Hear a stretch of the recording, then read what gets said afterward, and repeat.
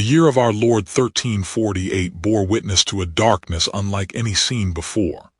Death, a ravenous spectre, stalked the land, leaving weeping wounds on every village, every town, every soul. Here, within the hallowed walls of Ashby Benedictine Monastery, even prayer seemed a futile shield against its relentless advance. Brother Thomas watched, helpless, as the pestilence tightened its grip. Each cough, each fevered breath, was a hammer blow against the dwindling hope within the monastery's weary heart. The infirmary overflowed, a testament to God's seemingly absent mercy. Driven by desperation, Brother Thomas sought solace, not in prayer alone, but in the forgotten corners of the monastery library. Perhaps within those ancient texts lay some forgotten wisdom, some glimmer of hope against the encroaching darkness. A whispered rumor, passed down through generations of monks, spoke of a hidden archive. After days of searching, he found it, a concealed alcove behind a bookshelf, guarded by a mechanism as old as the monastery itself. Within the alcove he found it, a manuscript bound in cracked leather, its pages brittle and yellowed with age. The script was Latin, but of a style far older than any he had encountered before. The title, barely legible, sent a shiver down his spine, Gigantum Vitae, the Life of Giants. Night after night, Brother Thomas labored, painstakingly translating the text. It spoke of a Roman formula, lost to time, capable of granting immense strength and vitality, a means perhaps to create bodies resistant to the plague. The implications were staggering. A flicker of hope ignited within him. Could this be the answer? A way to protect his brothers, his community, from the plague's deadly embrace. But the text also hinted at the formula's dangerous potential, at experiments gone awry, at monstrous consequences. He presented his findings to the abbot, his voice trembling with a mixture of excitement and fear. The abbot, a wise but weary man, listened patiently, his expression growing increasingly grave as Brother Thomas spoke of the Gigantum Vitae asterisk. The abbot, burdened by the weight of his responsibility, retreated to prayer. The decision was a heavy one. To pursue such a dangerous path could be seen as an act of hubris, a defiance of God's will. But to do nothing, to watch his brothers succumb to the plague, was equally unbearable. In the end, desperation prevailed. The abbot, with a heavy heart, granted Brother Thomas permission to pursue the formula. "May God forgive us," he whispered, "if we unleash something we cannot control." Brother Thomas knew he could not undertake this task alone. The manuscript spoke of rare and dangerous ingredients, requiring knowledge beyond his own. He needed someone with access to ancient texts and alchemical expertise. His thoughts turned to Lady Alara of Montaigne and the eccentric Master Alaric.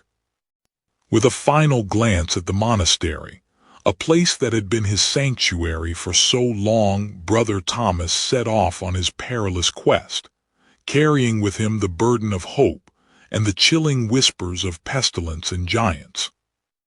Brother Thomas's journey to the Montaigne estate was fraught with peril, not just from the bandits that haunted the roads, but from the very air itself, thick with the stench of sickness and the pall of death. He pressed onward, driven by the hope, however fragile, that lay within the ancient text. Lady Alara, mistress of Montaigne, felt the weight of her responsibilities keenly. The plague had decimated her lands, leaving fields untended and villages deserted. She yearned for a solution, a way to protect her people from the relentless scourge. The meeting was formal, yet underscored by urgency. Brother Thomas, with humility born of desperation, presented the manuscript to Lady Alara, explaining its supposed origins and its potential to offer salvation. Alara, a woman of considerable learning, recognized the script as a crude form of late vulgar Latin, interwoven with alchemical symbols. The promise of the text was tantalizing, yet the implications were deeply unsettling. Gigantum vitae, Alara translated, her voice hushed. The life of giants, a Roman formula supposedly capable of granting immense strength and resilience. Brother Thomas nodded, his eyes filled with a desperate hope. Yet Alara harbored deep reservations. She knew enough of Roman history to understand the empire's fascination with power and the lengths to which they would go to achieve it. Such ambitions rarely ended well. Lady Alara, Brother Thomas implored, we must try. If this formula can grant immunity to the plague even at a cost, is it not our Christian duty to pursue it? Alara considered his words. She too felt the weight of the suffering around her. The potential benefits were undeniable, yet the risks were terrifying. Together, they decided to seek the counsel of Master Alaric, an alchemist rumored to possess knowledge of ancient texts and the skill to work with volatile compounds. He lived on the fringes of society, a recluse, but his expertise was their best hope. Alara prepared for the journey, gathering supplies and sending word to trusted allies. She knew that their quest would be fraught with danger, and she would need all the resources at her disposal. Brother Thomas sought solace in prayer, wrestling with the moral implications of their undertaking. He questioned whether their ambition was born of faith or of a desperate desire to control the uncontrollable. With a shared sense of trepidation and unwavering resolve, Lady Alara and Brother Thomas embarked on their perilous journey to find Master Alaric, their hopes and fears riding with them into the heart of the dying world. The path to Master Alaric's dwelling was little more than a game trail, overgrown and rarely used. Brother Thomas led the way, his apprehension growing with each step. The air hung heavy, thick with the scent of damp earth and decay, a constant reminder of the plague's insidious advance. Lady Alara, though accustomed to the comforts of her estate, displayed a fortitude that surprised even Brother Thomas. She navigated the rough terrain with a quiet resolve, her silken gown snagged by thorns, her expression resolute. The cottage was a study in neglect, its thatched roof sagging, its walls stained with moss and lichen. Master Alaric emerged from the shadows, a figure as gnarled and weathered as the ancient oak that sheltered his home. Benedictions and noble pleas hold little sway here, Alaric rasped, his voice like dry leaves rustling in the wind. Ideal in substances and reactions, what is it you seek, and what price are you willing to pay? Brother Thomas presented the manuscript, its vellum pages brittle with age. He spoke of the gigantum vitae, of its promise to fortify the body against the plague, his voice filled with a desperate hope. Lady Alara watched Alaric as he examined the manuscript, her gaze unwavering. She knew the risks, the potential for disaster, but the alternative, the relentless march of the Black Death, was unthinkable. Alaric spent hours poring over the manuscript, deciphering the faded script, muttering arcane phrases under his breath. His initial skepticism began to wane, replaced by a growing scientific curiosity. The challenge of recreating a formula lost for centuries was too alluring to resist. Alaric's laboratory was a testament to his singular obsession. Shelves overflowed with jars containing dried herbs, powdered minerals, and unidentifiable substances. The air was thick with the mingled scents of vinegar, sulfur, and burnt sugar. Cinnabar, mandrake root, powdered unicorn horn. Alaric rattled off the ingredients, his voice gaining a feverish pitch. These are not mere components, but keys to unlocking the secrets of life itself. Brother Thomas listened with a growing sense of unease. The language of alchemy was foreign and unsettling, filled with terms that hinted at forces beyond his understanding. He wondered if they were delving into matters best left undisturbed. Lady Alara, however, was captivated. She pressed Alaric with questions, her sharp mind grasping the complex processes he described. She saw not just the potential for salvation, but a profound scientific puzzle to be solved. "So we embark upon the great work," Alaric declared, a strange light in his eyes. "Whether we succeed or fail, the pursuit itself will be illuminating." The first ingredient, Pulvis serpentis mortui, the dust of a dead serpent, seemed simple enough, yet sourcing it proved to be an immediate challenge. Serpents were common, but finding one recently deceased, untainted by disease, was another matter entirely. Time, already a precious commodity, was quickly slipping away. Alara, ever practical, suggested consulting local apothecaries and traveling merchants. Word was sent out, but the response was grim. The plague had disrupted trade and instilled a deep-seated fear in the populace. Few dared to venture out, and those who did often carried only bad news. Alaric, meanwhile, proposed a more direct approach. "We hunt," he declared, his amber eyes gleaming with a strange intensity. "The plague favors the weak. A serpent recently dead is likely one that succumbed to illness. We must find a place where such creatures are abundant." Their journey led them to a plague-stricken village. Once a thriving community, it was now a ghost town, houses abandoned, streets littered with corpses. The stench of death permeated everything, a constant reminder of the stakes involved. Even the animals had fled, leaving the village eerily silent. Alara, despite her noble upbringing, displayed a remarkable resilience. She masked her fear with a stoic facade, focusing on the task at hand. The sight of so much suffering only strengthened her resolve to find a solution, however risky. Alaric, ever the pragmatist, began searching for signs of serpents. He reasoned that the rodents infesting the abandoned houses would have attracted them.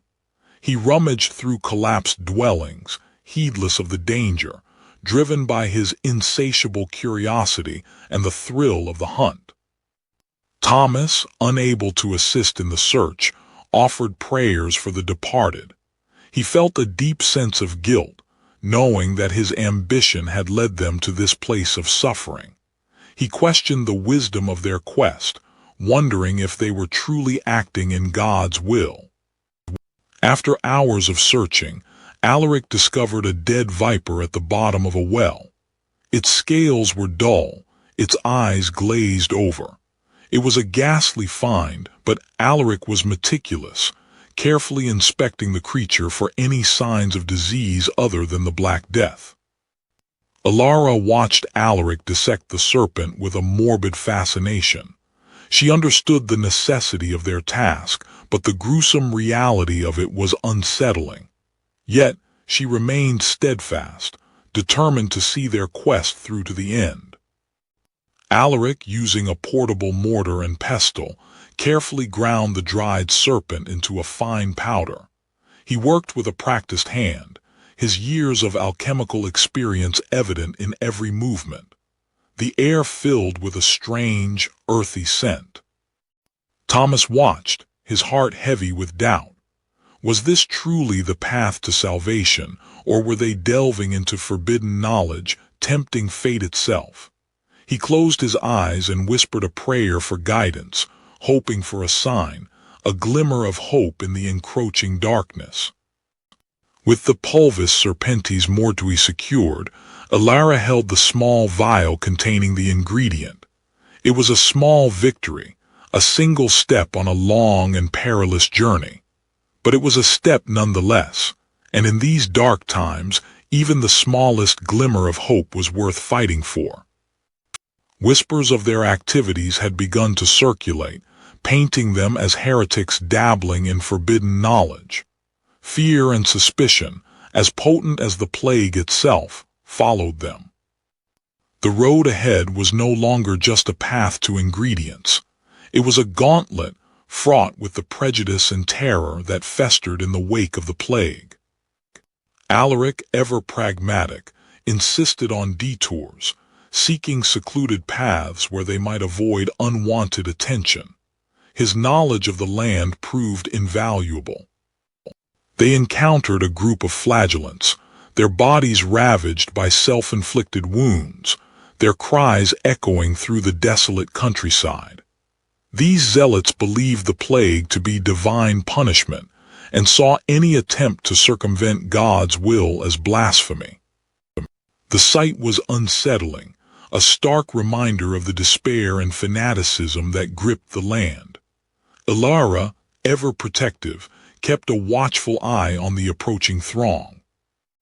"We seek only to understand, to alleviate suffering," Alaric pleaded, his words barely audible above the chanting. But reason held no sway over their fevered minds. "Heretics," the leader shrieked, his voice laced with venom. "You defy God's judgment, you seek to usurp his power."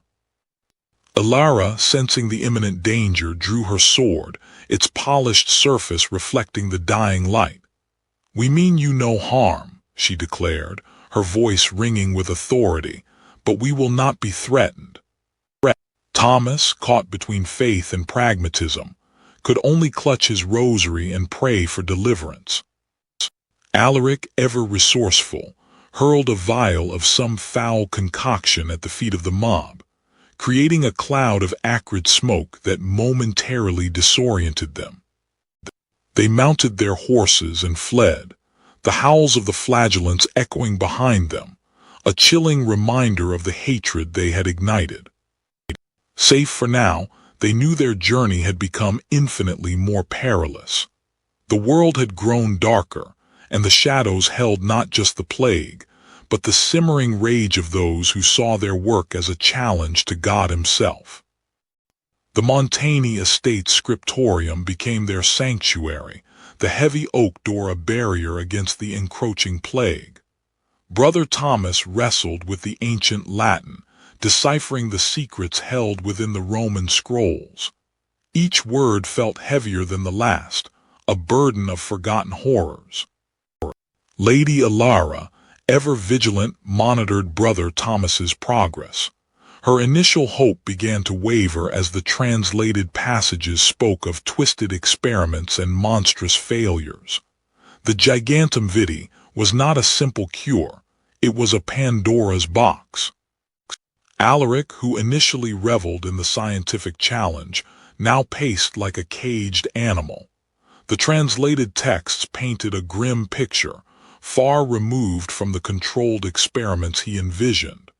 The Romans, it seemed, had unleashed horrors they could not contain. "They created abominations," Brother Thomas exclaimed, his voice trembling. He had just finished translating a particularly gruesome passage detailing a failed experiment that resulted in a deformed giant, driven mad by the vitae. The implications were terrifying. Lady Ilara, visibly shaken, retreated. Perhaps we should abandon this endeavor," she suggested, her voice barely a whisper. The promise of salvation now seemed overshadowed by the potential for unimaginable destruction. Alaric, however, remained captivated. "But the potential," he countered, his eyes gleaming with a strange light. "We could learn from their mistakes, refine the process, control the outcome." His scientific curiosity warred with the growing dread. Brother Thomas found himself caught between Lady Ilara's cautious retreat and Alaric's relentless pursuit. "Is it right," he questioned, his voice heavy with doubt, "to play God in this way, to create life, knowing the potential for such suffering?" Lady Ilara met his gaze, her blue eyes filled with a deep sadness. "We sought a miracle, Thomas," she said softly, but perhaps some doors are best left unopened, some knowledge best left forgotten. Alaric, however, refused to yield. He saw the potential for greatness, the chance to leave his mark on the world. The risks, he convinced himself, were worth the reward. He continued to study the text, his mind racing with possibilities. That night Brother Thomas sought solace in prayer. He confessed his doubts, his fears, and his wavering faith. He begged for guidance, for a sign to illuminate the path ahead. But the silence of God was deafening. Lady Alara, unable to sleep, watched the storm rage outside her window. The tempest mirrored the turmoil within her own heart. She knew they were treading on dangerous ground, and the storm seemed to be a warning of the horrors to come. Unbeknownst to the others, Alaric continued his work. Driven by an insatiable thirst for knowledge, he delved deeper into the forbidden text, determined to unlock the secrets of the Gigantum Vitae, consequences be damned. His ambition had blinded him to the true cost of their quest. The air in Alaric's laboratory hung thick with the smells of sulfur, herbs, and simmering concoctions. Brother Thomas watched, anxiety etched on his face, as the final stages of the Gigantum Vitae neared completion.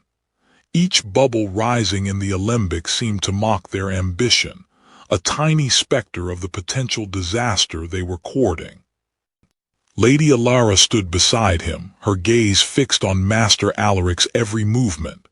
The air crackled with tension. The knowledge of the Roman experiments haunted her, the whispers of monstrous failures a constant reminder of the stakes involved. She gripped her signet ring, a silent prayer for guidance. Master Alaric coughed, a racking sound that shook his frail frame. The plague which he had thus far managed to ward off seemed to be closing in. He ignored the pain, pushing himself onward, driven by a desperate need to complete the formula before his strength failed him. "The heat must be precise," he rasped, his voice hoarse. "The serpent's dust, Thomas," Alaric croaked, gesturing weakly. Brother Thomas fumbled with the vial, his hands slick with sweat.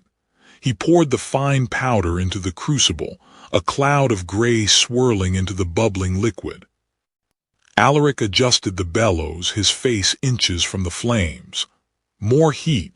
We must reach the critical threshold." He consulted his worn, leather-bound book, muttering incantations under his breath, a mix of Latin and forgotten tongues. The mixture began to glow with an eerie green light, casting long, dancing shadows across the laboratory walls. Lady Alara stepped forward, her hand hovering over a vial of sanguis draconis. "Is it time?" she asked, her voice barely a whisper. Alaric nodded, his eyes gleaming with feverish intensity. "Now, Alara, the dragon's blood, but be warned, this is the point of no return." With a deep breath, Lady Alara poured the viscous, crimson liquid into the crucible. The mixture erupted in a shower of sparks, the green light intensifying until it filled the entire room. Brother Thomas cried out, shielding his eyes. The heat was unbearable, the stench overwhelming. He clutched his rosary, muttering prayers for forgiveness, unsure if they were on the verge of salvation or damnation. Alaric collapsed, his strength finally giving way. But even as he lay on the cold stone floor, a triumphant grin spread across his face. "It is done," he whispered, his voice barely audible. "The Gigantum Vitae is complete." The crucible pulsed with an unnatural energy. The Gigantum Vitae, a viscous, glowing green liquid, bubbled ominously. The air crackled with anticipation, a pregnant silence before the storm. Brother Thomas and Lady Alara exchanged a look, a silent question hanging in the air. Had they succeeded, or had they unleashed something far more terrible than the plague itself? Only time would tell. The gigantum vitae was complete. After months of relentless work, deciphering ancient texts and gathering rare ingredients, the viscous, luminescent fluid simmered within the cauldron. A wave of both triumph and trepidation washed over Brother Thomas as he stared into its depths. He hoped it would save humanity, but feared it would doom them all. Lady Alara watched from the periphery, her gaze fixed on the swirling liquid. The potential benefits were undeniable, a bulwark against the relentless plague. Yet she couldn't shake the unsettling feeling that they were tampering with forces beyond their comprehension. Alaric, ever the pragmatic scientist, meticulously divided the gigantum vitae into smaller vessels. He recorded his observations in his leather-bound book, noting the viscosity, color, and subtle alchemical properties. He trusted no one, and certainly not the heavens. Only empirical data would set his mind at ease. Unbeknownst to Brother Thomas, Lady Alara, and Master Alaric, word of their miraculous concoction had spread like wildfire through the nearby villages. Driven by desperation, a small group of peasants, ravaged by the plague and with nothing left to lose, secretly obtained a few vials from Alaric's unguarded stash. Among them was a woman named Agnes, her family ravaged by the sickness. With trembling hands she brought a vial to her lips, a prayer escaping her parched throat. She swallowed the liquid, its strange warmth coursing through her veins. Agony, a searing, unbearable pain engulfed her as the gigantum vitae took hold. Her bones twisted and cracked, her muscles stretched and tore. Her screams echoed through the night, a symphony of torment. The commotion reached Brother Thomas, who rushed towards the village center, his heart pounding with dread. He knew, deep down, that their experiment had taken a disastrous turn. Lady Alara followed closely behind, her face a mask of grim determination. She knew they had to act quickly to contain the situation, whatever it may be. Alaric, ever the detached observer, watched from a distance. Even he, the seasoned alchemist, was taken aback by the sheer horror unfolding before him. Emerging from the wreckage of her hut was Agnes, but no longer the woman they knew. She was a giant, her body grotesquely enlarged, her skin stretched and discolored. Her mind, however, was gone, replaced by a primal, animalistic hunger. Two more giants soon followed, their transformations equally horrific. The village, once a haven from the plague, became a scene of utter devastation. The initial hope had turned to abject horror. Brother Thomas, Lady Alara, and Master Alaric stood together, the weight of their hubris crushing them. They had sought to cheat death, to create a shield against the plague. Instead, they had unleashed something far more terrible, accelerating humanity's descent into darkness. Giants now walked among them, a testament to their folly. The transformation was complete, and the world was now paying the price. What began as a flicker of hope had ignited a conflagration of terror. The gigantum vitae had not delivered salvation, but a grotesque mockery of life itself. Alara watched from the bell tower as the village succumbed to chaos. The giants, their minds twisted and bodies deformed, lumbered through the streets, their mere existence a plague of its own. The promise of strength had yielded only monstrous destruction. Alaric, surrounded by the wreckage of his laboratory, desperately sought an answer in his notes. Was there a way to reverse the process? A counteragent? He knew, deep down, that he had opened a door that could not be closed. Thomas, his heart heavy with guilt, tried to reason with one of the giants. But the creature was beyond reason, its mind consumed by a primal rage. He saw in its eyes the reflection of their hubris, the monstrous consequence of their ambition.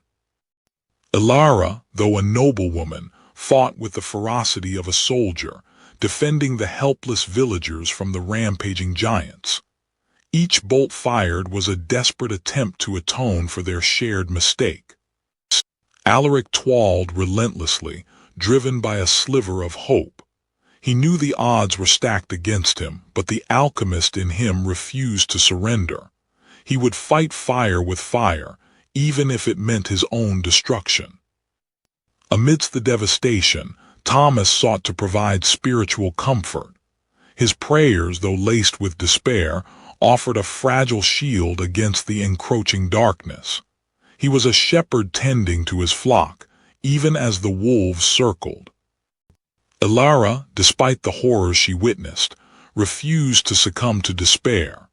She tirelessly tended to the wounded, her noble hands offering what comfort they could in the face of overwhelming suffering. A glimmer of hope sparked within Alaric as he stumbled upon a passage in his ancient texts. It spoke of a rare herb, capable of neutralizing the gigantum vitae, a long shot, but it was all they had left. The plague tightened its grip on the monastery, claiming more lives each day. Thomas, witnessing the suffering, felt the full weight of his actions. He had sought to defy death, but had only amplified its power. Ilara, ever the leader, organized a desperate defense. They would not surrender, not while a spark of hope remained. They would fight for their lives, and for the memory of what they had lost. Alaric, his hands trembling, added the final ingredient to the antidote. It was a race against time, a desperate gamble to undo the damage they had wrought. But even as he worked, he knew that some wounds could never be healed. The air hung thick with the stench of decay and fear. Brother Thomas, his heart leaden with guilt, watched the grotesque parodies of humanity lumber through the monastery, their creation a testament to his hubris. Lady Ilara, her resolve hardened by the unfolding tragedy, rallied the remaining villagers. Her noble blood now meant little. She was simply a protector, a shield against the monstrous tide. In his cluttered laboratory, Master Alaric wrestled with the formulas, desperately seeking an antidote, a reversal to the monstrous transformation. Regret gnawed at him, sharper than any acid. They gathered, the unlikely trio bound by their shared responsibility. The weight of their creation pressed down on them, a crushing burden of guilt and dread. Ilara took the lead, her noble upbringing now channeled into a desperate fight for survival. She would protect her people, even if it meant facing the giants head-on. Brother Thomas, clinging to the remnants of his faith, tried to appeal to the remnants of humanity within the giants, a futile prayer in the face of monstrous reality. Alaric, accepting the consequences of his ambition, prepared a final, desperate solution. He would destroy the source, the manuscript, even if it meant sacrificing himself. Together, they descended into the Montaigne vaults, the torches casting flickering shadows on the stone walls. Their faces were grim, etched with the acceptance of their fate. With practiced hands, Alaric set the charges. There was a strange peace in his eyes, the peace of a man who had made his choice and accepted its consequences. They embraced, a final farewell that spoke volumes of their shared burden, their collective guilt, and their desperate hope for redemption. The explosion rocked the estate, a violent end to a desperate dream. The flames consumed the manuscript, erasing its secrets from the world. Silence descended upon the land, a silence broken only by the wind whispering through the ruins. The ossuary of giants was sealed, its secrets buried beneath the weight of regret, a chilling reminder of the dangers of unchecked ambition.